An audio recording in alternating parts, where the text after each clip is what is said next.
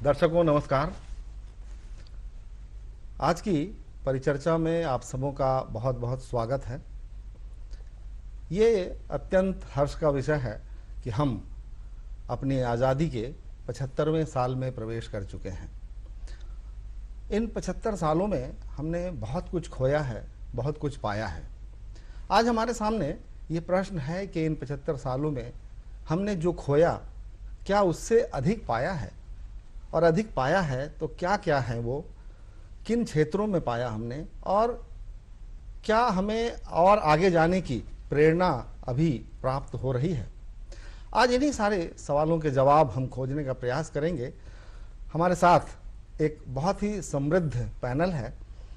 हमारे सबसे दाहिनी ओर प्रोफेसर रामदेव शुक्ल हैं, जो कि हिंदी के बहुत प्रसिद्ध उपन्यासकार, कहानीकार, भोजपुरी के भी कहानीकार, और साथ ही साथ एक उत्कृष्ट समीक्षक के रूप में, और अपनी जो सामाजिक दृष्टि है, आपकी सामाजिक क्षेत्रों में आपकी जो पकड़ है वो बहुत ही महत्वपूर्ण रही है, खास करके हमारे पूर्वी उत्तर प्रदेश के परिदृश्य को देखते हुए। आपके बगल में डॉक्टर अजीज अहमद हमारे साथ हैं, जो कि पेशे से एक चिकित्सक हैं, लेकिन आपकी सामाजिक और अन्य सांस्कृतिक क्षेत्रों में आपकी बहुत गंभीर पकड़ है। आपने जिस तरीके से इस क्षेत्र के लोगों की सेवा की है, जन सेवा की है, और लोगों को प्रेरित किया है कुछ आगे बढ़ने का, वो बहुत ही सराहनीय रहा है। हमारे ठीक बगल में डॉक्टर चंद्रभूषण अंकुर हैं, जो इतिहासकार हैं और वर्तमान में दीनदयाल उपाध्याय गोरखपुर विश्वविद्यालय में मध्यकालीन इतिहास विभाग के प्रोफेसर हैं। और सिर्फ आप इतिहासकार ही नहीं, बल्कि सांस्कृतिक दृष्टि से, कला की दृष्टि से, फिल्मों की दृष्टि से आपने बहुत गहन अध्ययन किया है और उनको हमारे समाज तक पहुंचाने का काम किया है। आप सभी का बहुत बहुत स्वागत है। सबसे पहले डॉक्टर चंद्रभूषण अंकुर जी, हम आप ही से आरंभ करना चाहेंगे। आप इतिहासकार हैं और आपने बहुत गहराई के साथ, बहुत सूक्ष्मता के साथ देखा है भारत के इस 75 साल के दौर को। क्या देखते हैं आप, कैसा लगता है कि क्या हमने सचमुच प्रगति की है, और अगर प्रगति की है तो क्या कहीं कुछ कमी भी रही है उसमें? निश्चित रूप से प्रगति की है हमने, एक से ज़्यादा क्षेत्रों में प्रगति की है, लेकिन उसके साथ ही ये भी सच है कि इस प्रगति जो हमने हासिल की उसको हासिल करने के प्रोसेस में या प्रक्रिया में बहुत कुछ जो अच्छा था, जो वर्ण करने योग्य था, वो छूटता गया जी। और उस दृष्टि से मैं देखूं तो जब हम लोग 47 में आज़ादी मिली, और ये संघर्ष अगर हम मान लें कि 1857 से ही चल रहा है, तो भी करीबन 90 साल बाद वो आज़ादी हासिल हुई। पहला जो हमने बगावत किया सशस्त्र, उसके बाद 90 साल बाद हमको आज़ादी मिली। और इन 90 सालों की हिस्ट्री को आप जब देखेंगे तो आपको लगेगा कि एक नए भारत का सपना देखा जा रहा था, और 47 के बाद से लेके लगातार उस सपने की तरफ हम बढ़ने लगे, और ये उम्मीद हमको लगने लगी कि एक बहुत ही समरस समाज, एक बहुत मानव केंद्रित समाज हम बनाने की दिशा में चल रहे हैं, और हम अपने जो मुकाम हमको हासिल करना है हम कर लेंगे। लेकिन फिर कुछ ऐसी चीज़ें हुई, इतिहास 1990 के बाद दुनिया एक दूसरे तरह की दुनिया हो गई, जो राष्ट्रीय संदर्भों में हम सोचते थे उसकी बजाय अब ग्लोबल दुनिया की बात की जाने लगी, और हमारे सारे हित और अहित सारी दुनिया से जुड़ गए, तो हमारी नीतियां उस हिसाब से बदल गई। और हमारे साथ जो हमारे टीचर रहे हैं प्रोफेसर रामदेव शुक्ल जी, डॉक्टर अजीज अहमद साहब, स्वास्थ्य के क्षेत्र में, शिक्षा के क्षेत्र में, जो बुनियादी ज़रूरतों का मामला है उस क्षेत्र में निश्चित तौर पे आंकड़े हम देखें तो ड्रास्टिक चेंज आया है। कहाँ तो हम बहुत ही अल्प साक्षर देश थे, अभी हमारे कई राज्य ऐसे हैं जो 100% साक्षर हो गए। पूरे देश की साक्षरता को देखें तो 70% से ऊपर चले गए। मॉर्टेलिटी रेट को देखें, चिल्ड्रन मॉर्टेलिटी रेट को देखें तो उसमें बहुत मतलब ड्रास्टिकली हमने हासिल किया। लेकिन विनम्रता से कुछ विषय को खोलते हुए मैं ये कहना चाहूँगा कि जैसे शिक्षा में आंकड़े बढ़ गए, लेकिन वहीं दूसरी तरफ हमको पता चलता है कि साहब सर्वे आते हैं कि हिंदुस्तान के ग्रेजुएट्स में से मुश्किल से 20% भी नहीं है जिनको एम्प्लॉयबिलिटी हो जिनकी। जी जी जी जी। तो ये चीज़ें मतलब नंबर हम बढ़ रहे हैं, लेकिन इसी से ये जुड़ा हुआ मतलब मुझे समझ में आता है कि क्वालिटी कहीं कंप्रोमाइज़ हो गई नंबर बढ़ाने में। और फिर कई बार ऐसा भी लगता है, बेहतर बताएंगे सर लोग, कि पब्लिक मनी से चलने वाली चीज़ों का कोई माई बाप नहीं रह गया। जी जी जी। ये मुद्दा जो है सर, आंकड़ों की दृष्टि से देखें तो हम बहुत आगे बढ़ रहे हैं। हम आज विश्व की जो ऊपर की जो 10 अर्थव्यवस्थाएं हैं उसमें हम शामिल हैं। हम 5वीं अर्थव्यवस्था बनने के कगार पर थे और लगभग प्रवेश करने की स्थिति थी, लेकिन हम लोगों को कुछ ऐसे झटके भी मिले जिसके कारण हम फिर से थोड़ा पीछे दिखाई पड़ रहे हैं। कहाँ ये देश एक सुई तक नहीं बना पाता था जब हमें आज़ादी मिली थी, लेकिन आज हम बहुत बड़े उत्पादक देश हैं और दुनिया के गिने चुने उत्पादक देशों में से हैं। लेकिन सिर्फ आंकड़ों से काम नहीं चल सकता। हम प्रोफेसर रामदेव शुक्ल जी से हम बात करना चाहेंगे इस विषय पे कि सर, ये आज़ादी के बाद जो हमारे आंकड़े हैं वो तो बहुत कुछ प्रगति दिखाते हैं, लेकिन वास्तविकता ये देखें कि उसके साथ जुड़ा हुआ जो वो हिस्सा जो सामाजिक दृष्टि से हमें मिला था, हम आज कहीं मूल्यों को खो रहे हैं। एक डॉक्टर साहब ने बात की समरस समाज की जो परिकल्पना थी, कहीं वो उससे हम दूर हटे हैं क्या? हमारे जो मूल्य थे, जो परंपराएं हमारे जो सांस्कृतिक मूल्य थे या आध्यात्मिक मूल्य थे, उनसे हम कहीं विलग हो रहे हैं, हम पाश्चात्यकरण की तरफ ज़्यादा बढ़ रहे हैं। आप क्या देखते हैं सर इन 75 सालों में? देखिए, मेरे देखने की बात आप सब लोगों के देखने की है। 75 साल का समय बड़ा होता है और इसमें जिस तरह के बदलाव हुए हैं उस तरह का बदलाव मनुष्यता के हित में है, ये कहना बहुत मुश्किल है। 1990 के आसपास यूरोप से, बल्कि अमेरिका से एक बहुत गंदे किस्म का विमर्श शुरू हुआ था, जिसमें जब हेनरी किसिंजर वहाँ पर फॉरेन मिनिस्टर हुआ करता था, रोम में उसने एक भाषण दिया था, क्लैश ऑफ सिविलाइजेशंस। वो निहायत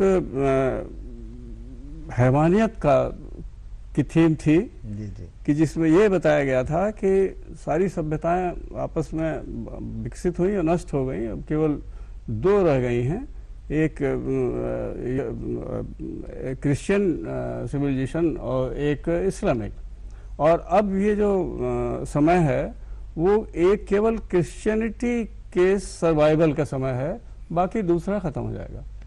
ये निहायत हैवानियत का मैसेज था जो अमेरिका ने शुरू किया और उसके साथ पूरी दुनिया को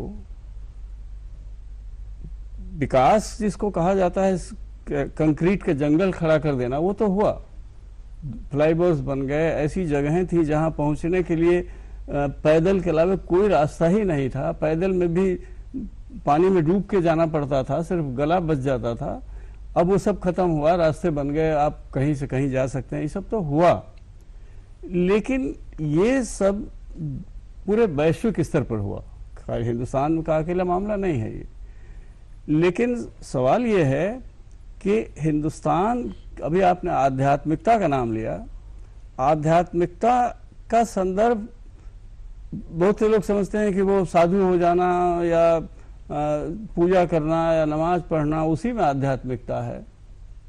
ऐसा कुछ नहीं है। अध्यात्म जीवन के भीतर ही है, वो बाहर नहीं है। कहीं बाहर कहीं दिखाई पड़ेगा तो इसका मतलब वो अध्यात्म का व्यापार है। और आप जानते ही हैं कि आजकल सबसे बड़ा व्यापार जो है वो रिलीजन का है, धर्म का व्यापार है। और जो धर्म के व्यापारी हैं वो जानते भी नहीं कि धर्म होता क्या है। थोड़े दिन पहले कि गीता का राष्ट्रीय कर दिया जाए। मैंने इस पर अपनी प्रतिक्रिया व्यक्त की थी कि गीता का राष्ट्रीयकरण करना, माने वो गीता भारत की राष्ट्रीय पुस्तक है, करना ऐसे ही है जैसे तुम कहो कि सूरज केवल हमारा है। जी जी। गीता एक ऐसी टेक्निक सिखाती है कि किस तरह तुम दुखों से मुक्त हो सकते हो, किस तरह तुम अपने कर्तव्य से अलग नहीं हो सकते हो। जी जी। अर्जुन की तकलीफ क्या थी? अर्जुन की तकलीफ ये थी कि वो खड़े हुए थे युद्ध करने के लिए, और वो जिस जगह खड़े हुए थे उसका नाम था धर्म क्षेत्र। धर्म क्षेत्र कुरुक्षेत्र समवेताजुस्व। धर्म पहला है और उसके बाद कुरु आता है, कर्तव्य, कर्म का। धर्म का मतलब कोई बाहरी आचरण नहीं है, वो शुद्ध मन में आप कहाँ हैं, ये मामला धर्म का बनता है। मोहम्मद साहब के बारे में इतनी बेतुकी बातें इस जिसका मैंने आरंभ जहां से किया था क्या, और उसको यहाँ के भी लोगों ने काफी रुचि लेके बताई। गोरखनाथ की वाणी में आता है कि गोरखनाथ ने कहा कि मोहम्मद मोहम्मद क्या कर काजी, मोहम्मद तत्व विचारम, मोहम्मद हाथ करज्जे होती, लोहे बनी न सारम। ये यूरोपीय हिस्टोरियंस ने लिख दिया कि इस्लाम जो है वो तलवार के बल पर ओवरनाइट फैल गया, इससे बड़ा झूठ नहीं हो सकता कोई। इसी कह रहे हैं गोरखनाथ कि ये वो उनके हाथ में जो करद थी, करद माने तलवार, वो लोहे और सार की नहीं थी, वो प्रेम की तलवार थी। प्रेम की तलवार में ही ये ताकत है कि लोग आंख बंद करके आ जाते हैं, लोहे में नहीं आते हैं। जी जी जी। यानी जो हमारे जो मूल्य थे उनका वास्तविक जो तात्पर्य निकालना था, शायद कहीं उससे हम भटके हैं, कुछ ऐसा प्रतीत होता है। उसी की ओर मैं बढ़ रहा हूं कि भटके इस रूप में है कि जो अध्यात्म की चेतना है वो ये है कि अपने मन को समझो, तुम्हारा मन कहाँ जा रहा है। मन के लिए कहा गया है कि ये मन जो है हमारा सबसे बड़ा मित्र भी है और सबसे बड़ा दुश्मन भी यही है। ये चाहे तो हमको पल भर में नरक में ले जाएगा और चाहे तो हमको देवत्व तक पहुंचा देगा। जी जी। तो इस मन को समझने की कुंजी ये गीता में थी, वही मोहम्मद साहब में थी, वही गोरखनाथ में थी, वही जितने हमारे संत हुए हैं जी जी। इन सब ने इसी बात पर जोर दिया है। जी। और मैं समापन करते हुए बताऊं कि उन सबका ये था कि ऐषणा को कम करो। बुद्ध ने कहा था सबसे पहले कि तुम्हारे सारे दुखों की जड़ है तुम्हारी तृष्णा। इसी को गांधी ने अपने स्तर पर कहा कि देखो तुम एक काम करो कि नीड और ग्रीड में फर्क समझ लो। तुम्हारे अस्तित्व के लिए जरूरी क्या है इसको समझ लो, और जो तुम लालच के वश में आके करते हो उसको समझ लो, तो बच जाओगे बहुत सारे अपराधों से। नीड जितनी कम होगी उतना ही ज्यादा आदमी आजाद होगा। महात्मा गांधी जब ये आंदोलन चलाया तो उसी समय कहते थे कि अगर तुम अपनी जरूरतों तक सीमित रहोगे तो तब आजाद होके आजाद रहोगे, और अगर तुम अपनी जरूरत लोभ के गुलाम हो जाओगे तो तब आजादी के बाद भी गुलाम बनने में कोई देरी नहीं लगेगी। बिल्कुल बिल्कुल। तो ये जो इन वर्षों में हुआ है जिसको भौतिक विकास कहते हैं, वो तृष्णा को, लोभ को बढ़ाया गया है। जी जी जी, जी। सारी कंपनियां, कहा जाता था पहले, आप ध्यान होगा आपको, कहा जाता था कि पेट भर मत खाओ, पेट में थोड़ा हवा के लिए, पानी के लिए गुंजाइश रहने दो, तब पचेगा। अभी कंपनी कहती है मल्टीनेशनल कि पेट भर छोड़ो, मन भर खाओ। तृष्णा को घटाना मनुष्यता की रक्षा के लिए सबसे जरूरी है। और ये जो समय है ये सब तरह से राजनीति के स्तर पर, धर्म के स्तर पर, व्यापार के स्तर पर तृष्णा को बढ़ाने का काम कर रहा है। तो जाहिर है कि ये सारा विकास उस स्तर पर उल्टी दिशा में जा रहा है। जी सर, ये तो सचमुच ये कहा जा सकता है कि आज़ादी के बाद का जो दौर है, बल्कि पूरी दुनिया का जो दौर रहा है 20वीं शताब्दी का, वो भौतिकता की तरफ ज़्यादा अग्रसर हुआ। अब हमने जो प्रगति की है वो भी भौतिकवादी टर्म्स में देखें तो ज़्यादा हमने की है। डॉक्टर साहब, हम आपसे बात करना चाहेंगे इस विषय पे कि जो सामाजिक कल्याण के जो मुद्दे हैं, जैसे शिक्षा की बात है, स्वास्थ्य की बात है, बच्चों के अच्छे बेहतर पोषण की बात है और महिलाओं के अधिकार की बात है, ये सारे ऐसे प्रश्न हैं जिनसे हमें बहुत ज़्यादा संघर्ष करना पड़ा है। आप चूंकि चिकित्सक हैं और आपको भी ज्ञात होगा कि आज़ादी के समय हमारी चिकित्सा व्यवस्था कैसी थी, शिक्षा व्यवस्था कैसी थी। हम गांव में जब कोई महामारी आती थी तो गांव के गांव साफ हो जाते थे जनसंख्या से। आज जिस स्थिति में हम लोग हैं वो पर कैपिटा अगर देखें, सोशल जो हमारी जो उपलब्धता है वो किस प्रकार की है सर, आप क्या देखते हैं उसको? देखिए, पहले तो ये सवाल कि क्या खोया जी और क्या पाया। खोने में एक आध चीजें हैं जो हमने खो दी, जैसे हिंदुस्तान को हमने डिवाइड कर दिया। वो अपनी सियासत रही हो, अपनी गरज रही हो, अपना मकसद पूरा करना रहा हो, लोगों को लड़ाने से अपने आप को एक सही हैसियत देना रहा हो। हिंदुस्तान के आज़ादी के वक्त ही हिंदुस्तान तकसीम हो गया। हालात ये हुए कि कत्लो आम हो गया, औरतें सरहदों की तरफ चल पड़ी, कोई झिझकी कहीं, कोई रोई कहीं, नाक की कील सर की रदा भी नहीं, जूतियां घर की दहलीज पर रह गईं। आगरा रात की तरह सुनसान था, ताज का हिज़्न संजीदा हैरान था, सारे जिंदा मुकामात थे मुज़महिल, जिंदगी मुज़महिल, शाहराह खिजिल, बंद बाजारों में टूट जाता था दिल, हर पलक पर लरसती थी पत्थर की सिल, जामा मस्जिद में अल्लाह की ज़ात थी, चांदनी चौक में रात ही रात थी। सिचुएशन ये हुई कि जो खोने का सिलसिला था वो इस तेजी से हुआ कि चंद ही हफ्तों में ये अंदाजा हो गया कि कौन कहां पहुंचा और किस जगह से उस हालत में पहुंचा। हिंदुस्तान की तकसीम जो थी, हिंदुस्तान में जो आपस में बंटवारा हुआ था, वो सबसे बड़ा नुकसान हमारा था जिसको हमने खोया। रहा पाने की बात, मैं नहीं समझता हूं कि इसके अलावा क्या चीज हमने खोई।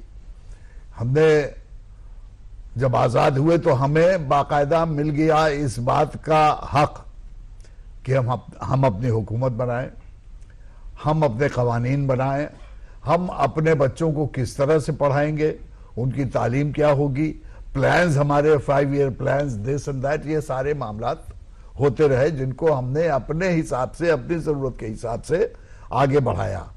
और ये कहना कि हमको कुछ मिला नहीं, मिला का मामला यह है कि देखिए इंडस्ट्रियल डेवलपमेंट में हिंदुस्तान आज कहां है।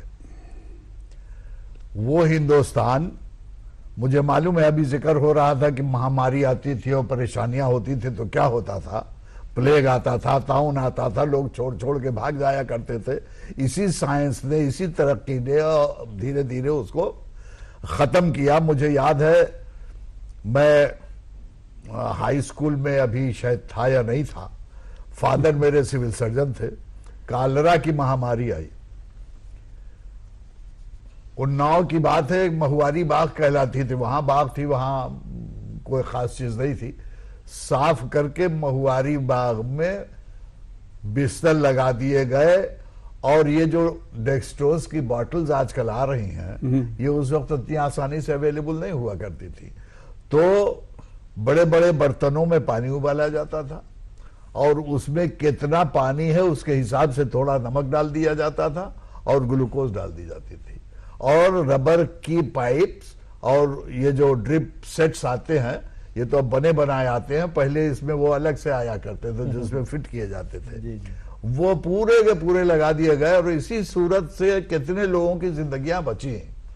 लेकिन चूंकि हमारे पास उस वक्त हालात ऐसे नहीं थे तो हमने उसका तरीका निकाला और निकालने के बाद हमने आगे बढ़ करके उससे फायदा उठाया। आज भी भाई एटॉमिक पावर है, जी जी, आज भी दुनिया की बड़ी ताकतों का जब जिक्र होगा तो हमारे भी उसमें जिक्र होगा। जी जी, आज भी जब बातचीत होती है तो लोग कहते हैं कि डेवलप्ड कंट्रीज जो हैं वो हिंदुस्तान को से अच्छे टर्म्स रखना चाहते हैं, इसलिए कि हिंदुस्तान बहुत अच्छी मार्केट है उनके लिए। बिल्कुल।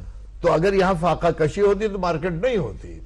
तो डेवलप तो हम कर रहे हैं और इसमें कोई दो राय नहीं है कि डेवलप हमने किया। मेडिकल साइंसेज में आजकल जिस तरह के इंस्टीट्यूशंस हमारे यहाँ बन रहे हैं, आप कैलकाटा है, बॉम्बे है, दिल्ली है, दिल्ली के जो इंस्टीट्यूट्स बने हुए हैं, हॉस्पिटल्स बने हुए हैं, वहां आप जाकर के देखिए आधे से ज्यादा लोग तो बाहर के आए हुए हैं। बिल्कुल। जो लोग तरक्की नहीं कर रहे हैं वो हिंदुस्तान की तरक्की को समझ रहे हैं जी जी जी। और वो समझ रहे हैं कि यहाँ क्या फायदा है, क्या नुकसान है।